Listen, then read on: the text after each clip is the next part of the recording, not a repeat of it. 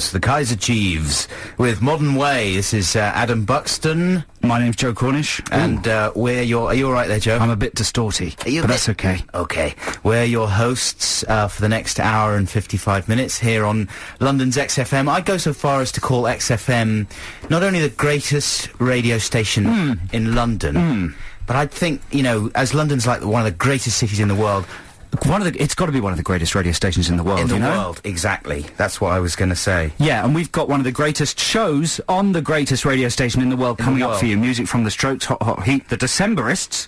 Who are they?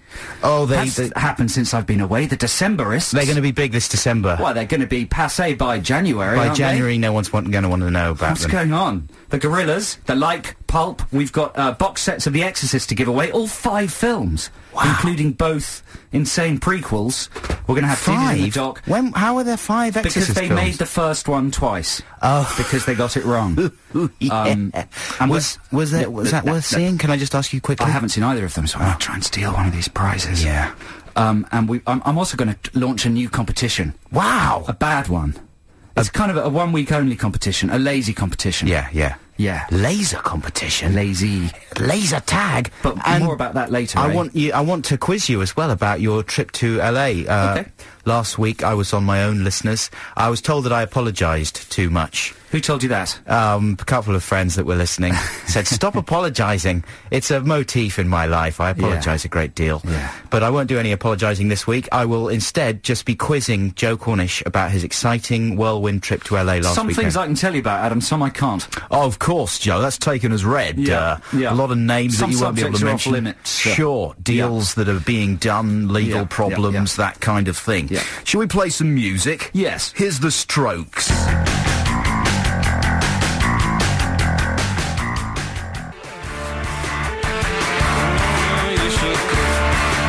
Oh, you're so cold.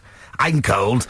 Don't talk to me about cold. I'm freezing. What am I talking about? That's the Strokes with Juicebox. I quite like that one. That grows on one.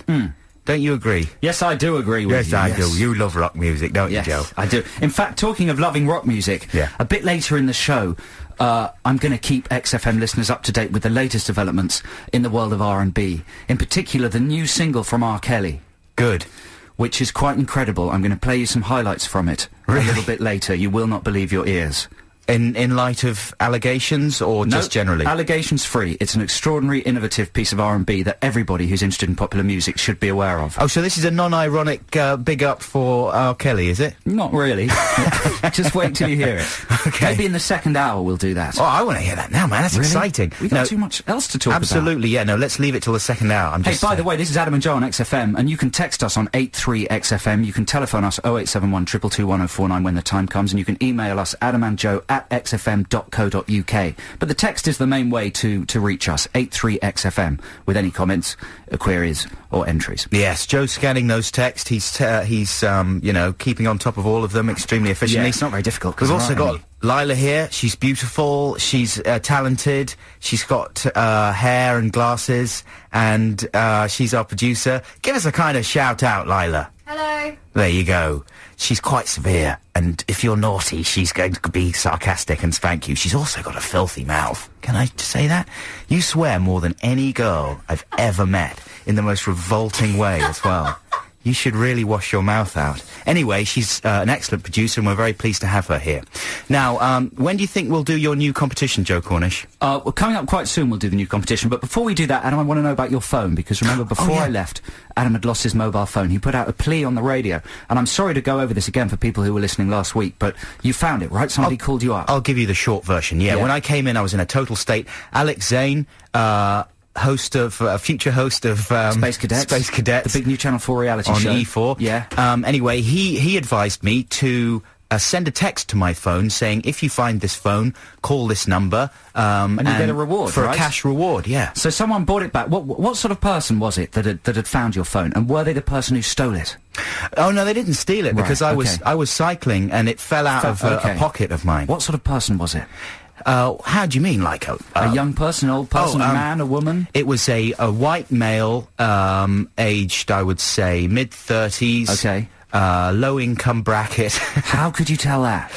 He was so pleased when I gave him his reward. Which was, I hear, £20. Yeah, do you think that's really mean? Yeah. Oh, no. I would expect at least 50, actually. Would you? Yeah. I feel bad about it. £20 is like £1 these days. Really? Yeah. He was delighted about it. Was he? Yeah. He's probably going to spend it on crack, then. No, he wasn't that kind of person. He was he was a really nice guy, in fact, and I did feel bad about it afterwards. No, nothing like that. Some doobie. He probably would have gone out and bought potatoes with it. Potatoes. Or seeds to grow things. Really? Yes. But, was he a farmer? He was maybe a farmer of men. What? I don't know. But I did feel bad about it. The thing is, I explained last week, I had been such a git and not followed up on Alex's brilliant scheme. You see, what I should have done is phoned home to see if I had any messages from anyone who'd found the phone and responded to the text. Yeah. I didn't do that. I went straight from the XFM studios to an O2 shop, bought myself a new phone, got myself a new contract like a jerk, then got home having spent loads of money signing up with a new contract and everything to find that someone had found the other one. So I wasn't in a generous mood by that point, you know what I mean? Now you've got 2 phones. No, I gave the other one back and I got all my money back. It's good to have 2 phones. You put them in each pocket and you get cancer on both testicles. That's, Should you play some music? Yeah, that would be nice as well to keep you warm in the winter. Keep your nuts warm. Yeah, not roast your nuts. Yeah. Roast chestnuts. That's what? It's getting Christmassy. It's getting Christmassy. Play some music quickly. Getting away from the unpleasant C-word stuff that's unproven. And right now, this is a song. This is a song by Hot Hot Heat. They were hot for a while, and then, ironically, given their name, they stopped being hot for a while. And I don't know if they're hot or not. They're still called Hot Hot Heat. And this is a song called "The Middle of Nowhere," which is quite good, I think. See what you think, listeners.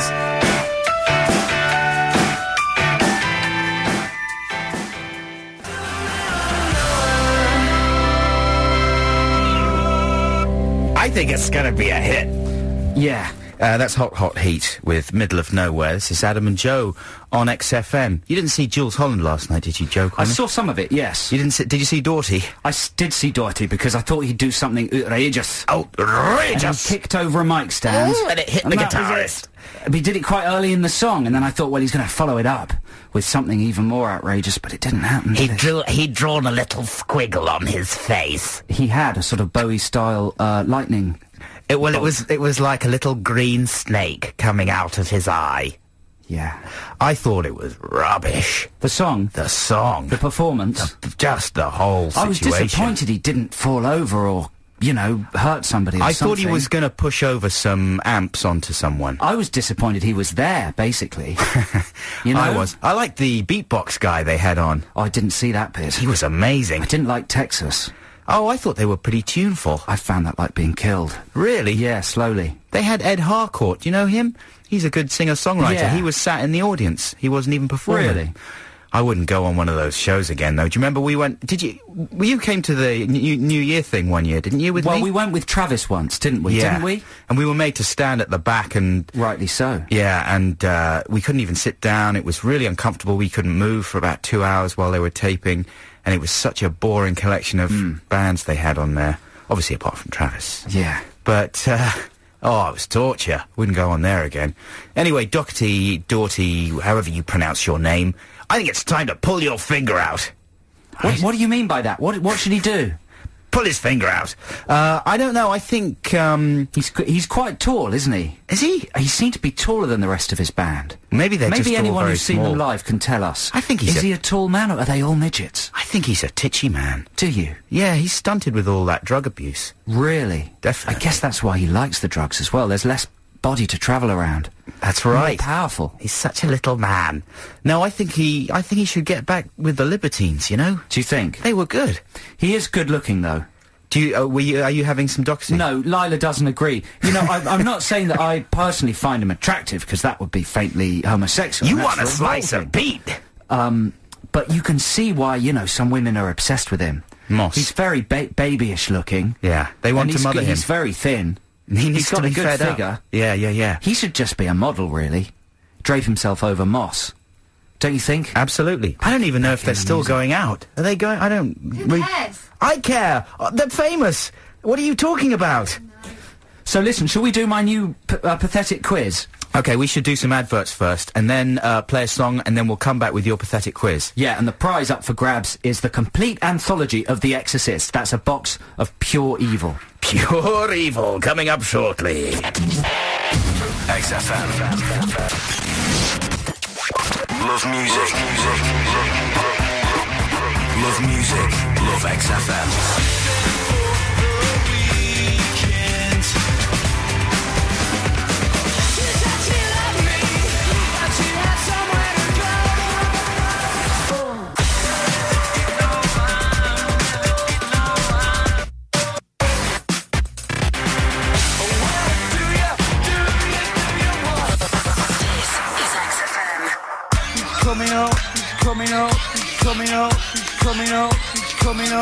Coming up, it's there.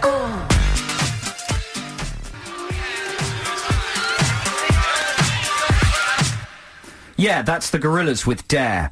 The Naughties' answer to the Banana Splits. Gorillas? Oh, they're better than the Banana Splits, come on.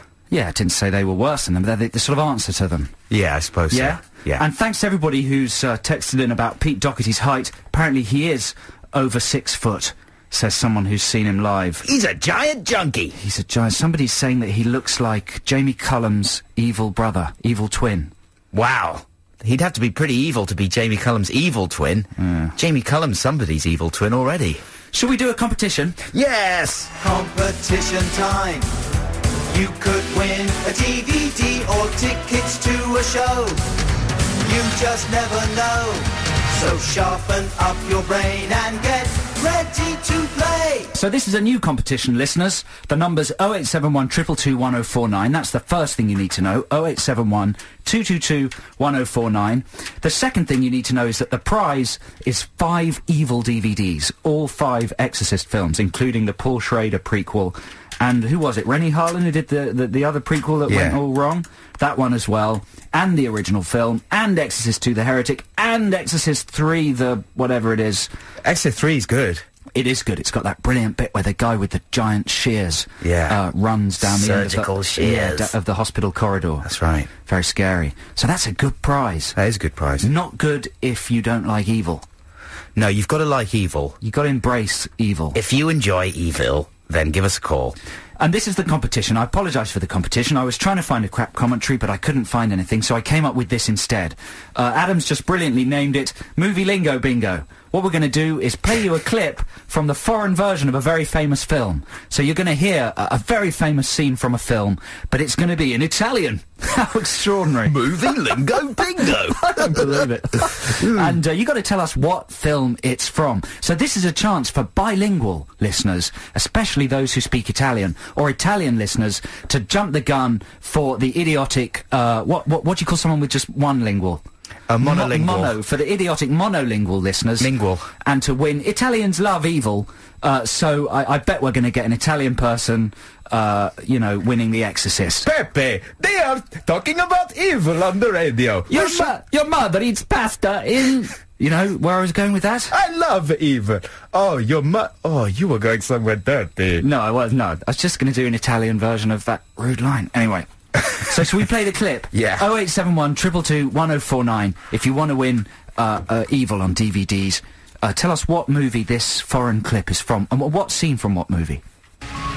Navi da combattimento in fiamme al largo dei bastioni di Orione. E ho visto I raggi B balenare nel buio vicino alle porte di Tannhäuser. What kind of competition is this? E tutti quei momenti andranno perduti nel tempo, come lacrime nella pioggia. Lacrime in la pioggia. It's quite good, isn't it? It would be better if they'd all, dubbed the music as well. The music kind of gives it away. That is one of the most famous music scores in history. Well, I thought I'd, do an easy one to start with. Yeah. It's lyrical, though, isn't it? It's like poetry in any language. Absolutely. 0871 222 1049 if you know what scene from what film that was. You know what would be good? If someone called in who actually knew that speech. and they could talk along to it in English, translate it for us. Yeah, we spent many an evening reciting that. Yeah, we As spent many an youngsters. evening trying to work out what he's actually saying. That's right. There's a couple Arguing of about it. difficult lines in there, aren't there? 0871 222 1049. If you want to win the Exorcist box set and know what film that was from, call now! Okay, here's a free play for you right now. This is Jonathan Richman and the Modern Lovers.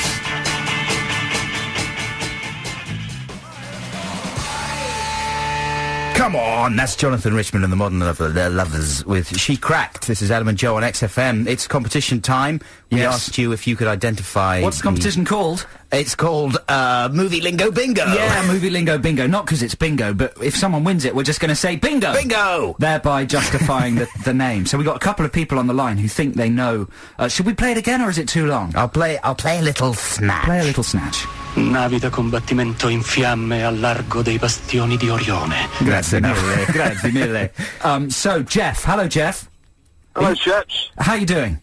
Yeah, I'm very well. You don't sound like you're a fluent Italian speaker, are you? No. No. So, but yet you still think you know what that clip is. How have you recognised it? Just by its intimacy. It's intimacy. Yeah, Really? yeah. So where are you going with this one, Jeff? What do you think it is? Is it a scene from Ghost? Which scene yeah. do you think it would be from Ghost? The pottery scene. Okay, and so if we played the clip, would you be able to approximately translate what's being said simultaneously? No. Would you even have a go? Just have a quick go. Well, listen. Navi da combattimento What's he in saying there? fiamme What's he al saying there? largo dei bastioni Oh, I've missed you. What else? E ho visto i Where raggi have you been? balenare nel That's buio pretty good, vicino man. alle Carry porte on. Dialogue from Ghost? I've missed you. Where have you been? That's a classic moment, Swayze. Is it? Yeah, don't you What remember about, that? Jeff, what about something like the Momenti andranno perduti. the moist curves of your Okay. clay bulges run between my fingers like Lacrime grass through a nella lawnmower? pioggia. Jeff, are you still there? Yeah, it's beautiful. It is beautiful. Jeff, you're wrong, man. Oh. Yeah, it's not Ghost at all. I'm really sorry, Jeff. That was an amazingly good guess, though. I mean, it was a very good bit of translation as well. Yeah, that's good dialogue you got there, man. Okay, thanks. Listen, we're going to send you something anyway. Send him The Exorcist anyway. Yeah, we're going to send you the Exorcist box It's no anyway. kind of a prize, really. It's sort of like a curse. Just having it in your house. It's not. These have had the curses removed from them. So we're going to send you an uncursed Exorcist box, Jeff. Thank you so much for calling Thanks in. for calling, Jeff. Thanks very much. All right, man. Take care. Now, who else have we We've got? also got St. John. Hello, St. John. Hiya. How you doing?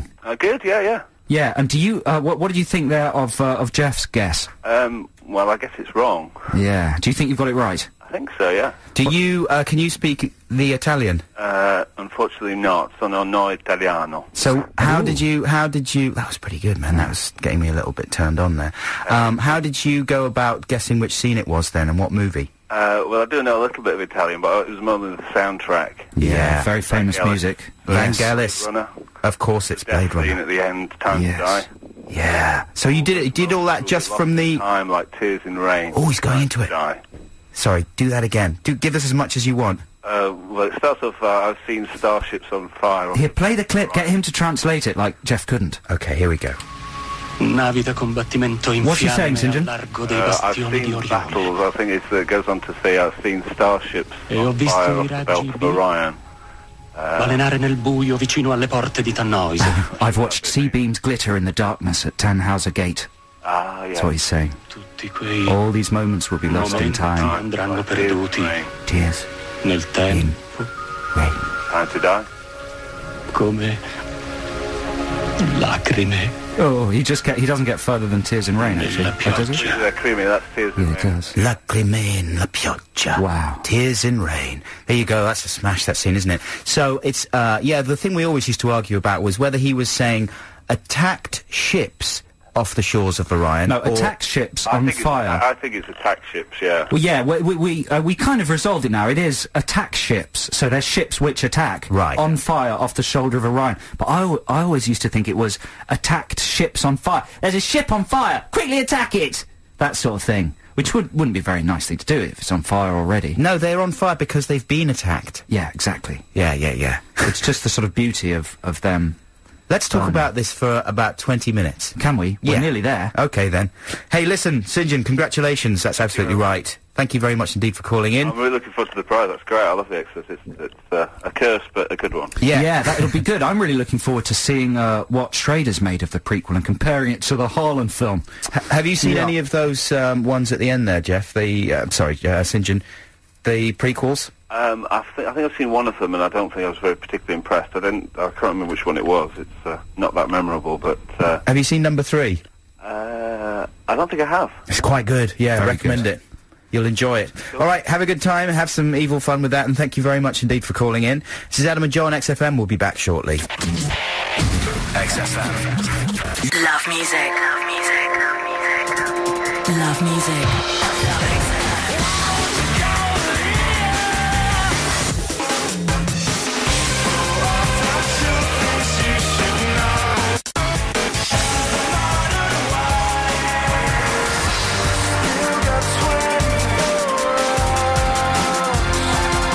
XFM.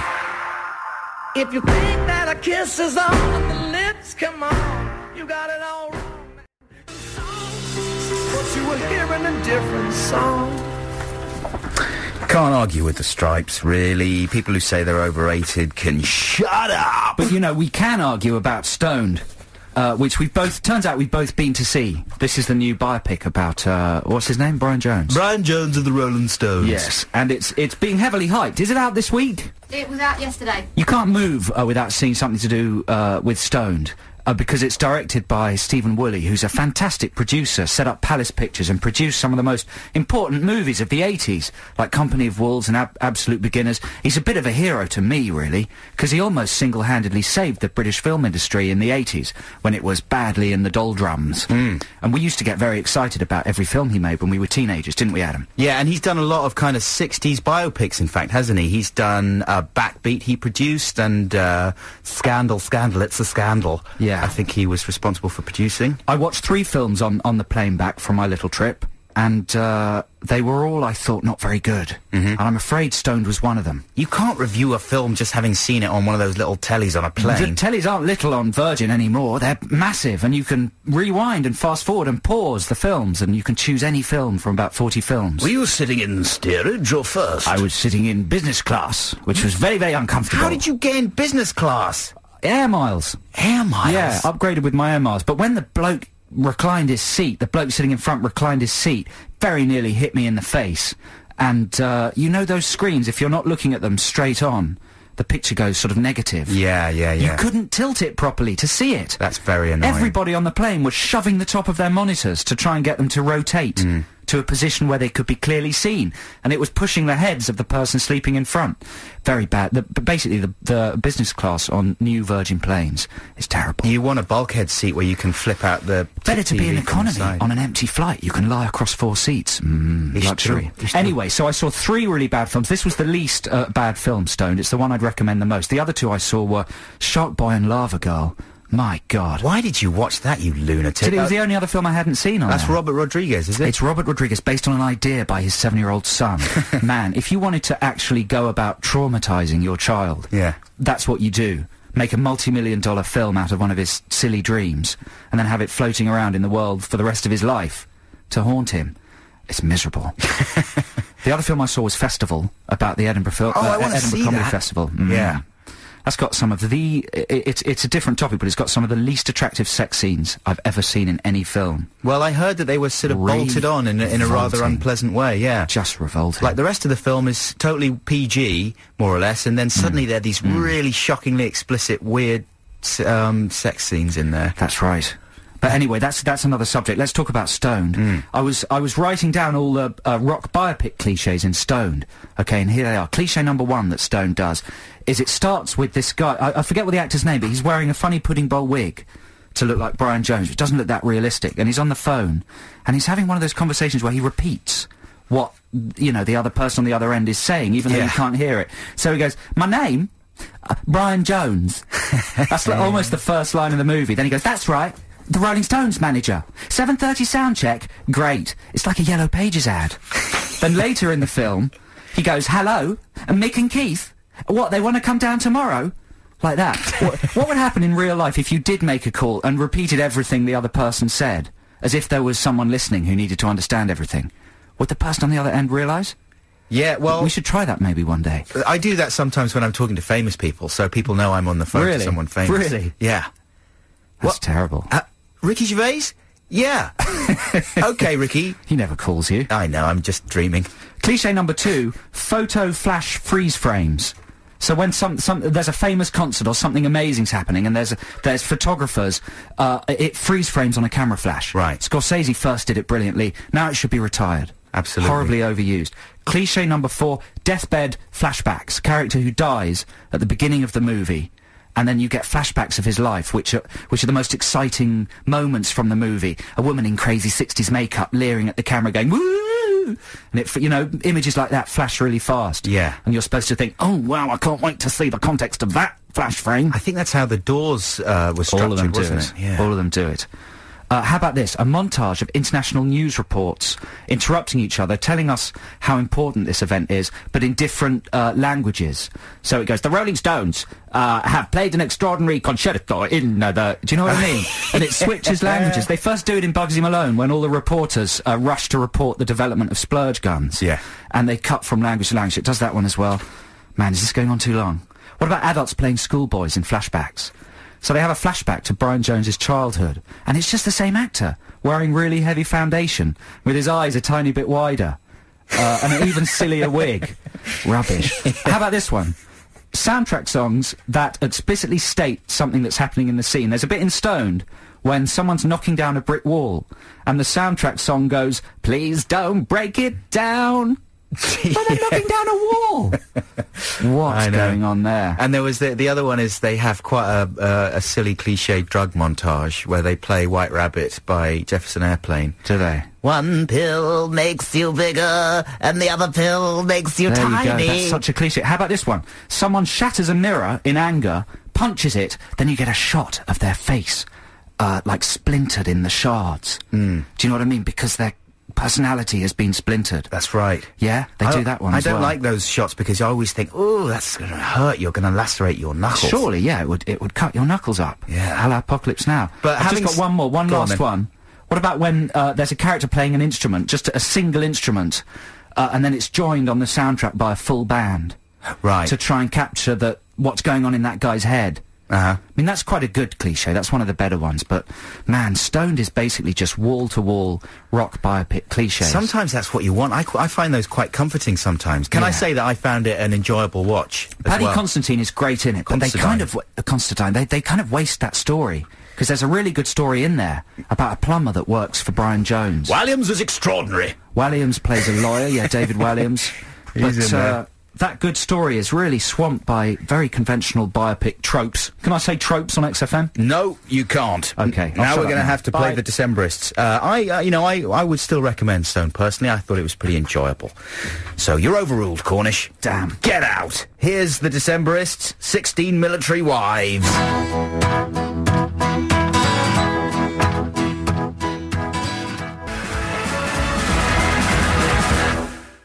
Wow, there you go. That's the Decemberists with 16 Military Wives. Yeah, that's the first single to be taken from the Portland, Oregon Quintet's third album, Picaresque, coming out through Rough Trade. You can hear them live in session on Exposure with Claire Sturgis between 9 and 11 on Wednesday, November the 23rd. La-di-da-di-da-di-da-di-da-di-da. That's like something from the 60s, isn't it?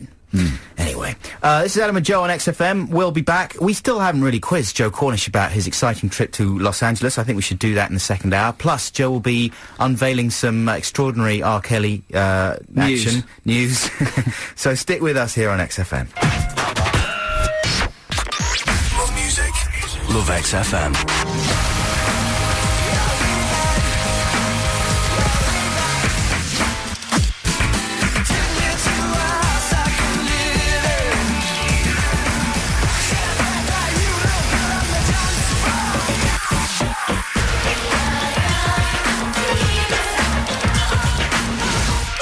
Love music. Love XFM. XFM.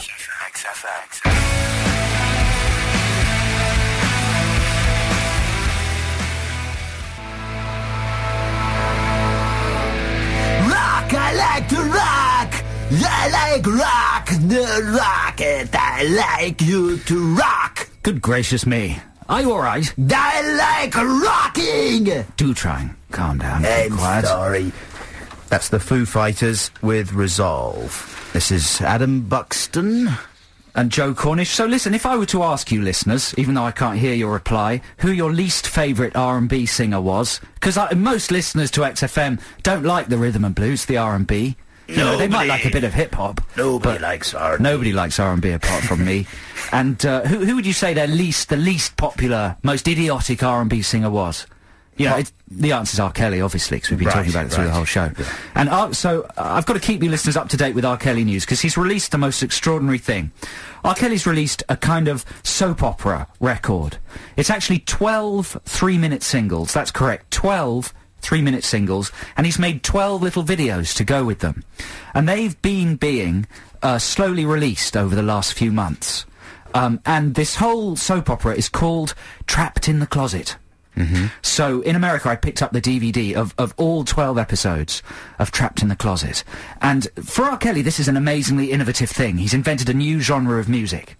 Right? The R&B soap opera. The single, which has a cliffhanger ending. So you've got to buy the next single in order to find out what happens next in the story. That's amazing. It's quite a good idea, isn't it? Yeah. And in the video, basically, R. Kelly sings all the different parts. It's like Neighbours, bit riskier. He sings all the parts in different voices, and he does have a very, very good voice. Yeah. But he's also got quite a good, sense of the absurd. So, basically, don't worry, this isn't going to take very long. I'm just going to play you, basically, the climactic moments from some of these episodes. What I'm playing you is like the last 10 seconds of each episode. So, let's just get a feel for it. The story starts with R. Kelly locked in a closet. So we should say that these are going to be spoilers, right? If you do intend to listen to R. Kelly's R&B soap opera Trapped in the Closet in full, then maybe, turn your ears away at this point. Yeah. But if you don't, then here's a little sort of synopsis. So in episode 1, we find R. Kelly locked in the cupboard of a woman who he's picked up at a club. And the reason he's in the cupboard is because this woman's husband, Rufus, has come home, and R. Kelly's cell phone has gone off while he's in the closet. Yeah. And now Rufus is advancing towards the closet, about to reveal R. Kelly. So this is the climax of episode 1. So if you play the first clip. Here we go. He walks up to the closet, get close up to the closet. Now he's at the closet, now he's opening the closet. So there you go. It's quite a good idea, isn't it? Like, what's going to happen next when he opens the closet? It's pretty literal.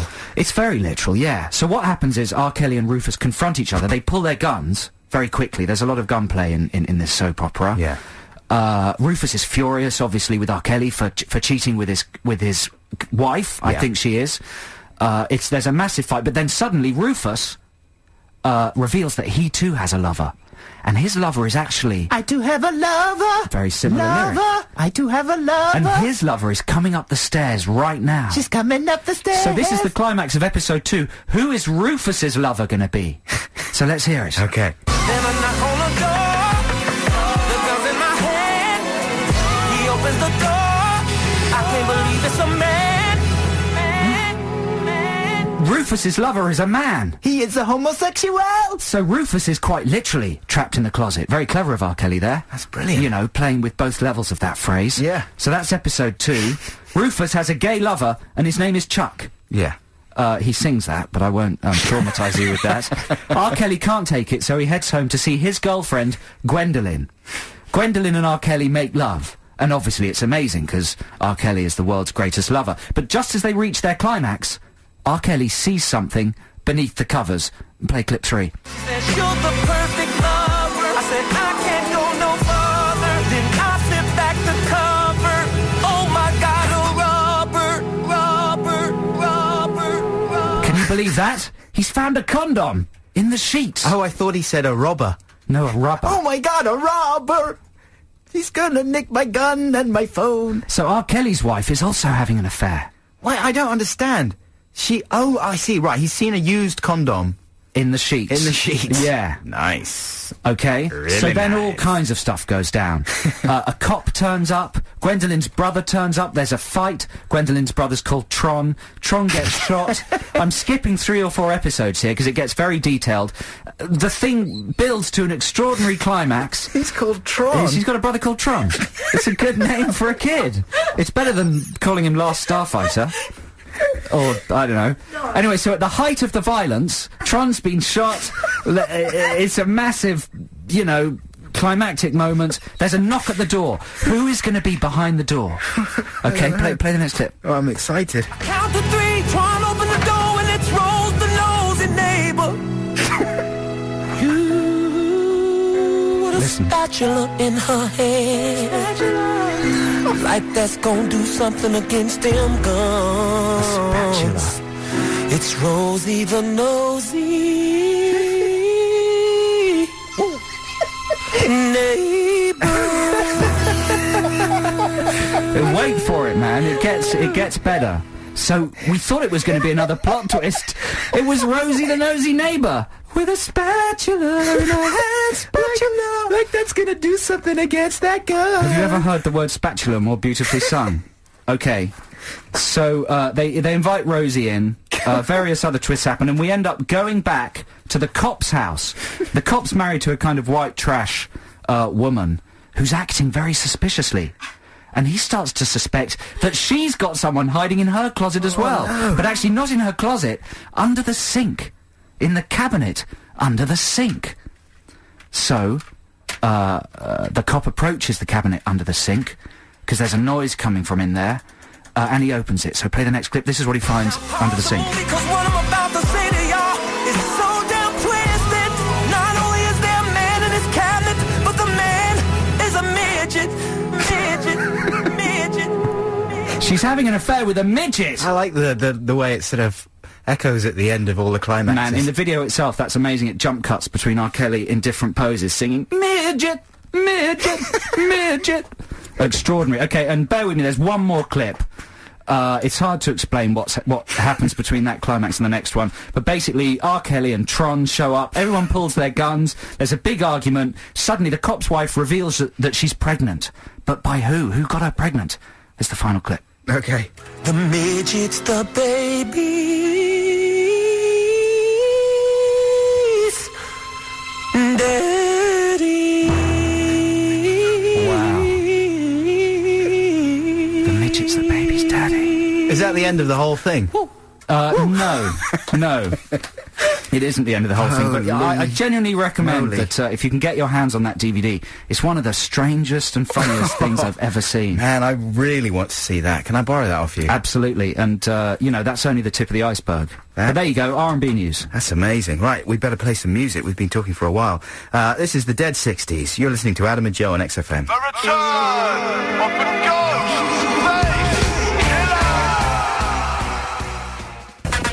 XFM.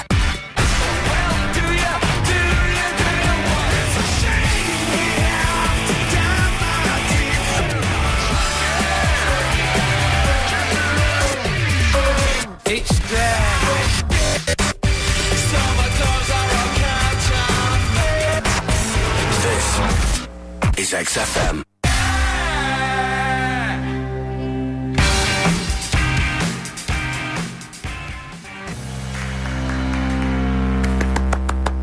Very good, well done. Hey, listen, Adam, Go and on then. listeners, Yep. on the Weekend Breakfast with Gareth Brooks, it's your chance to win prizes, including an O2 iMode phone.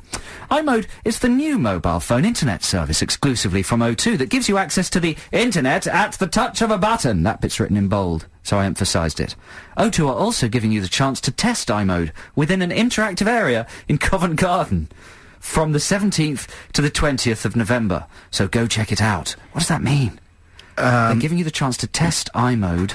Oh, I see. So you can go and access the internet in Covent Garden. Brilliant. Can you... I wonder if they'll let you look at ladies with no clothes. Probably.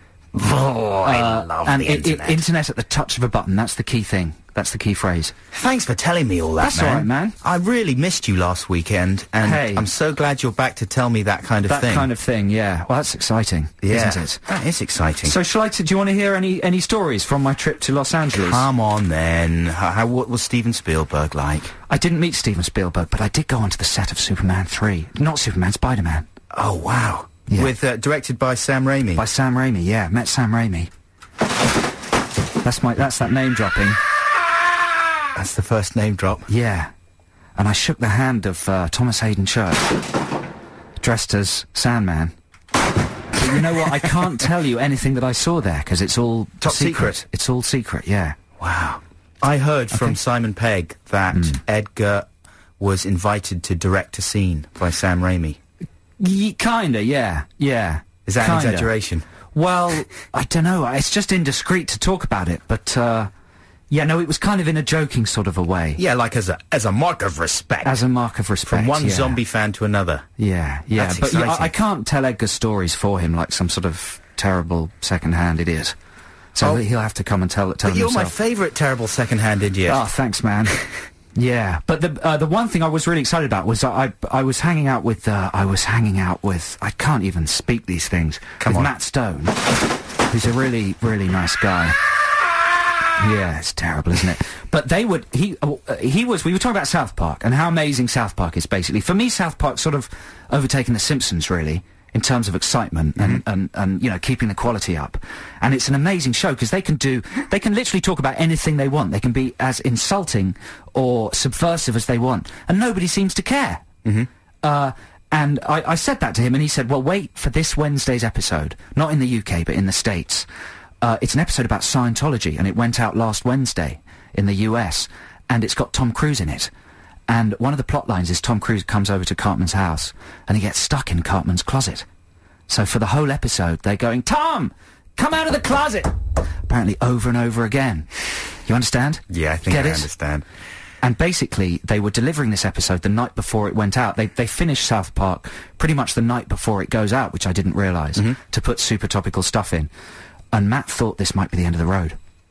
He thought they might have finally pushed it too far, because they're baiting the crews and they're baiting the Scientologists, two of the most litigious and powerful bodies in the world. Don't abuse the crews. And so the next night, after it had gone out in the States, I'd left by then, but I was looking at the talk back on Ain't It Cool, and people were going crazy.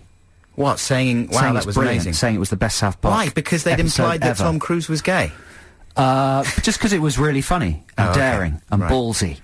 And I can't wait to see it. Daring and ballsy. You don't sound convinced. I don't dig Cruise bashing, personally. I'm pro-Cruise. And I think, I you know, love Cruise too. There's more, genuinely important and subversive things that can be done than just call someone gay. Yeah, I haven't seen the episode yet, so I might not have described it properly. I don't think and, you know, that might just be one joke out of many, but I think it sounds brilliant. And I'm really looking what's forward to the seeing worst thing you can say about Cruise is that he's so rich, he's a bit insincere. I don't know. Simon Pegg, again, I was talking to him the other day. I hope he doesn't mind me mentioning the fact that he's just done some work on Mission Impossible 3. Thought Cruise was a lovely fellow. And, you know, he just seems like one of the less evil people in the world to me. Don't you think? Yeah, probably, but, you know, I don't know. I think that sounds like a funny episode. Oh, yeah, no, I'm not knocking the funniness of the episode, just questioning the Cruise bashing. I love Tom Cruise, and I think he can take it, you know? I think he can probably take it. I don't think he can. I think he's in terrible trouble. No, we can't say anything, otherwise he'll sue us. No, he wouldn't sue me. He loves me. Because I love him. You just want to get a bit part in Mission Impossible, don't you? Partly, yes, I do. Mission Impossible 4. If anyone's listening, I'd love to do a little bit. Okay, here's another free play for you. This is a band that Joe got me into, in fact, when we were back at school. Orange Juice, fronted by the mighty Edwyn Collins. This is a track called Craziest Feeling.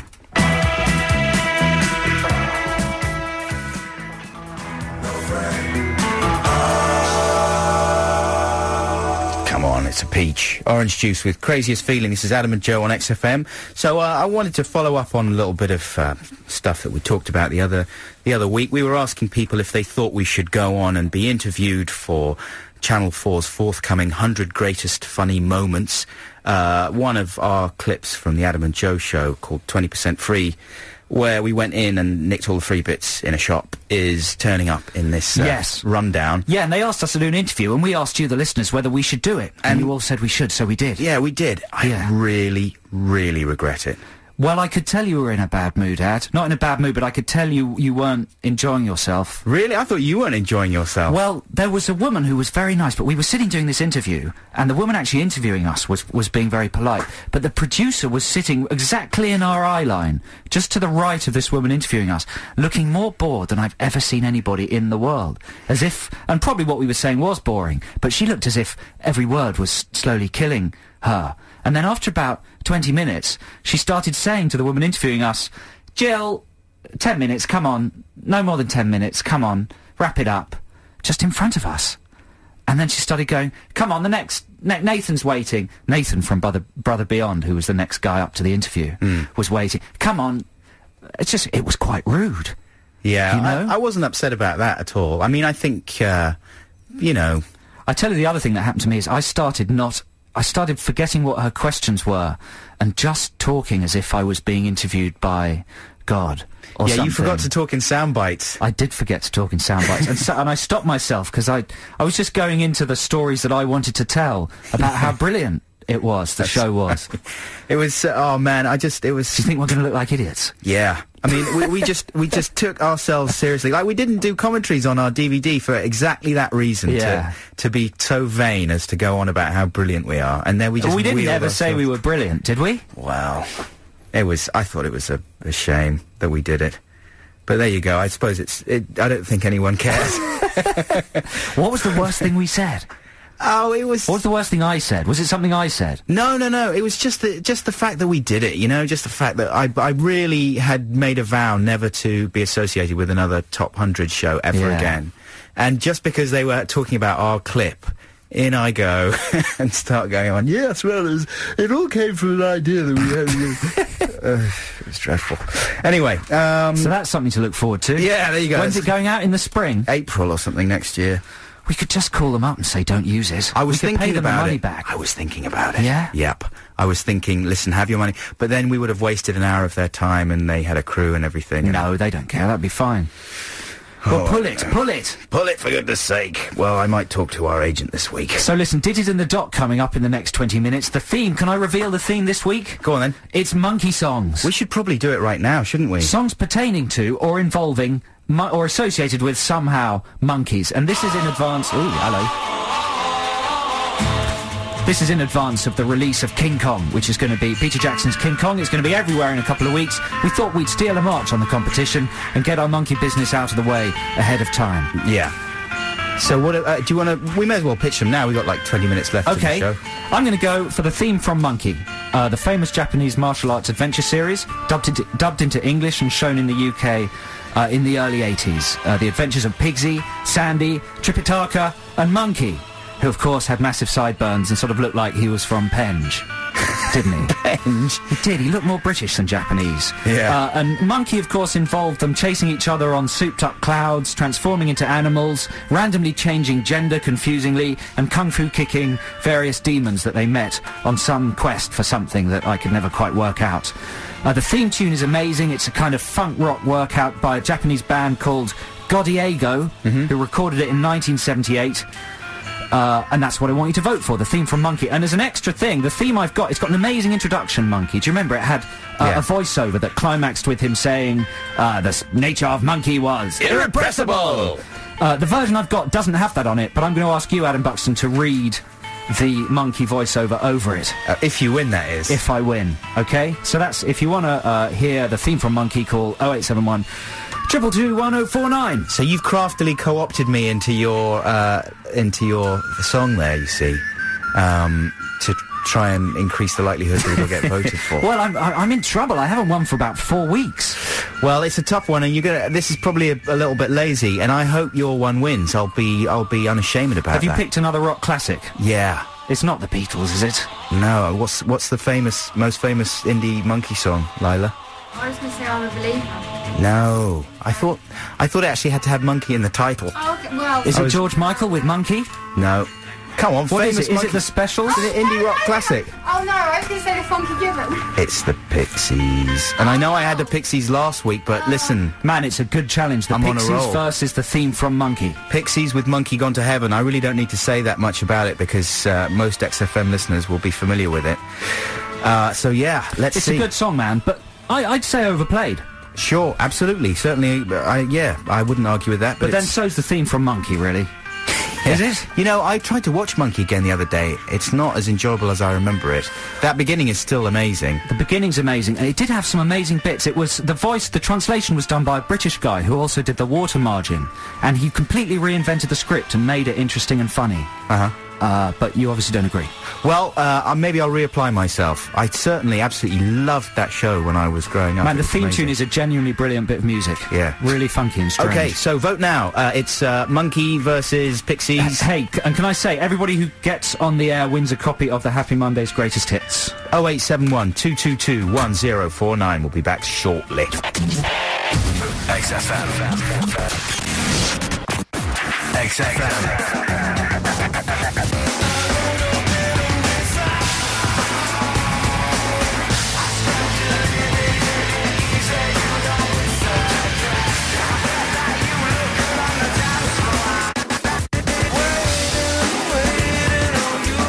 Love music. Love XFM.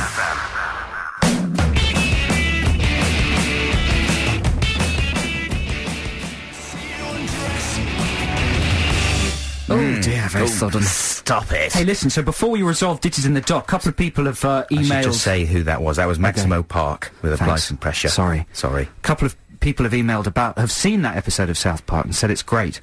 And apparently it's also got R. Kelly sort of reporting on the whole thing, telling Tom Cruise to come out of the closet. Oh, wow. Fitting with the whole trapped in the closet thing. Man, I There you can't go. wait to see that. These people have downloaded it off the internet. It's poetic. How do you do that? What, downloaded the episode? Yeah, it's BitTorrent. Oh my Sounds gosh. illegal. Sounds illegal. We'll I'll have to do come it. round and see them. Right. Ditties in the Dark. So this week it's a monkey clash. In anticipation of Peter Jackson's King Kong, 2 Monkey songs. I chose the theme from Monkey, the 80s dubbed Japanese TV show. Adam chose the Pixies with Monkey Gone to Heaven. Correct. So we have some people on the line, and the first person to get the best of 5 will win. Yes, and Sarah. Hello, is Sarah. Hello. How you doing? Hello, I'm fine, thanks. Are you okay? How old are you, Sarah? 17. Studying for exams? Huh? Are you studying for exams? All teenagers yeah, are constantly I am. studying for exams. Yeah, and it's going okay, is it? Yeah, it's going well, thanks. Good. Adam, questions for Sarah. Sarah, what are you up to this weekend? Good question. Tonight, I'm having a party. You're having a come? party? Yeah, at my house, so it should be nice. Would it be inappropriate to have 2 men in their 30s at your party? I'm sure it wouldn't be. Would it be inappropriate if I snogged one of your friends who was 17? They wouldn't mind. Brilliant. Okay, well, just text the address. I'll see you later. So what are you Really voting nice. for, Sarah? I'm voting for the theme to Monkey. Because I've heard it before. Because what? She's Because never I've heard it. before. Have you ever seen Monkey, Sarah? No, I haven't. It's an 80s CD. Yeah, it's a mid-80s thing, so you would pretty much roundly miss it. I think it's repeated on one of the cable stations. In fact, it's safe to say that the majority of our cultural references will bypass almost all our listeners. Well, yes. Because we are So quite old. Anyway, thank you very much for your call. Have a good time tonight, and please don't be silly. All right, Sarah? Just don't be silly. All right? Don't do horse drugs. Yeah, just because Kate Moss does them doesn't mean they're sexy and glamorous. They're for horses. Put down the horse drugs. Put down the horse drugs. Neil, how you doing? Good afternoon. I'm well, thank you. Yourself? Yeah, very good, thank Very well, you. thanks, Neil. Neil, what are you up to? Are you having fun this weekend, or are you working? I am currently working. Have you accidentally glued your teeth together, Neil? I haven't, no. It just sounds a bit like you're talking with your teeth glued together. He's just... No, I'm not, no. He's on the loo. He's on the... Neil, are you... What's the nature of your work? I'm delivering parcels at the moment Oh, well done. Delivering parcels. in the Great Croydon. Yeah. Oh, good for you. What, really early in the morning? No, It seems to me delivering parcels is a license to just ring people's doorbells before 5 or good 6. fun, yeah. It is fun. You must see a lot of quite sexy ladies who've just got out of bed. Because men don't get up that early. There's been times, but then you get the complete opposite of that as well. Do you? Wow. That hairy men. Ooh, sexy. Are you an elf? What? Not today. Do you think he works for Santa? Yes. Oh, Adam, it's exciting. It's Christmas. What's it like working for Santa, Neil? What's he like? What's Santa really like? He's got a luxurious beard. Wow. Neil, what are you going to vote for? That's Is it insider knowledge on Santa. Monkey, the theme tune, or Pixies? Pixies, please. Okay, come on. You got to get one in the bag for the indie rock classic. Thanks So for your that's call, 1-0. Neil. No, 1-1. What am I talking about? And Spike's on the line. Hello, Spike. Hello. Are you Spike Jones? Say yes. No. Bum bag. Couldn't even manage that. Spike, what are you up to?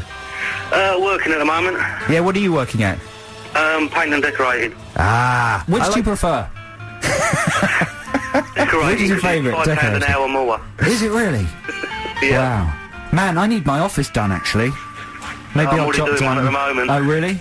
Yeah. Are you good? Honestly, are you good? Or are you a bit shoddy? Do you cut corners? Nah, no corners cut here. 20 Really? years experience. Really? Do you clean up after yourself nicely? Of course I do. Hoover up as well. Oh, Spike, you sound brilliant. We highly recommend Spike. So what are you voting for, Spike? It's got to be the theme tune from Monkey. Takes Hey! me back to my childhood. Yeah, Well done, did you Spike. used to watch the show, right? I used to rush home to watch it. Never missed it. It was amazing. You don't really get shows like that on anymore at No. all. Hey, thanks for your vote, Spike, and good luck with the painting and decorating Thank you, today. Spike. And hope it goes well, continues to go well. Ian, are you there? Yeah, hi. How are you? Not bad, thanks. Not too bad. Now, we're Not running too out of bad. time a little bit, so we Are might we? have to rush you. What are you going to go for, Ian? Are you going to go for the Pixies or Monkey? It's got to be Monkey. Oh, and Oh. it takes it. There you go. Finally, a That's the win for deciding Cornish vote. after 4 weeks. Thank you very much, Ian. Hey, thanks, Ian. And we should apologise to Aidan, who's also hanging on. Can we get Aidan in very quickly? Aidan, are you there? Say words, Aidan. Hang on. Aidan, Aidan's gone. Oh, Aidan's gone. Well, quite right, because... He heard that Monkey had won, Yeah, he that's slammed it. down his phone and he said, yes, justice has been done. Cornish has taken it with the Monkey. So, hey, thanks, everybody, for listening and texting and emailing, you know, and we'll see you next week. Right, so I'm going to do the intro for this, am Yeah, I? so this is the theme from Monkey by whatever they were called, Goddy Go Go. Goddy go go. I sounded like I knew what I was talking about before, but now I've exposed myself Google as a Gaga. knowledgeless You're just a man. paper shuffler. You just read I've things lost off my paper. piece of paper. Godiego, they were called. There you go. And it's free of the voiceover, so Adam's going to perform the voiceover. Have a great week, everybody. Yeah. In the worlds before Monkey, primal chaos reigned. Heaven sought order. But the phoenix can fly only when its feathers are grown. True. The four worlds formed again and yet again. And endless eons wheeled and passed. Time and pure essences of heaven, the moisture of earth, the powers of the sun and moon all worked upon a certain rock. Old as creation, and it became magically fertile. That first egg was named Thought. From it came a stone monkey. The nature of monkey was... What? Irrepressible. Love you, bye.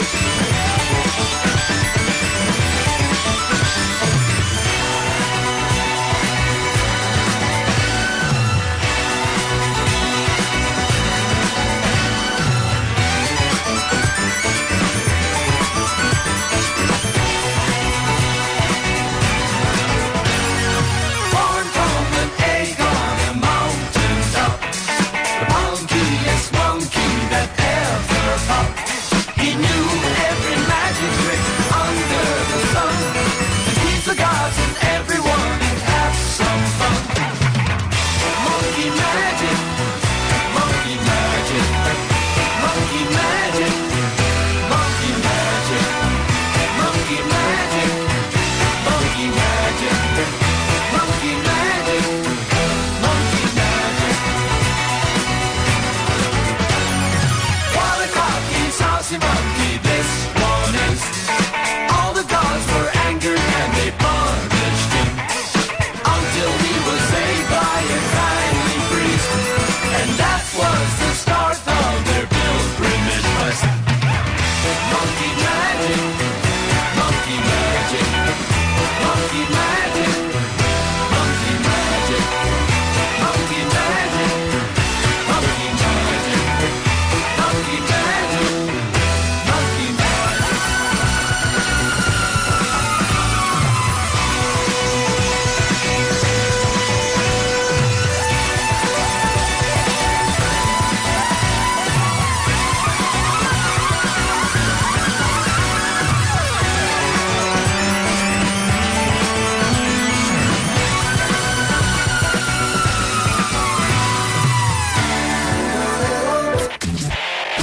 XFM.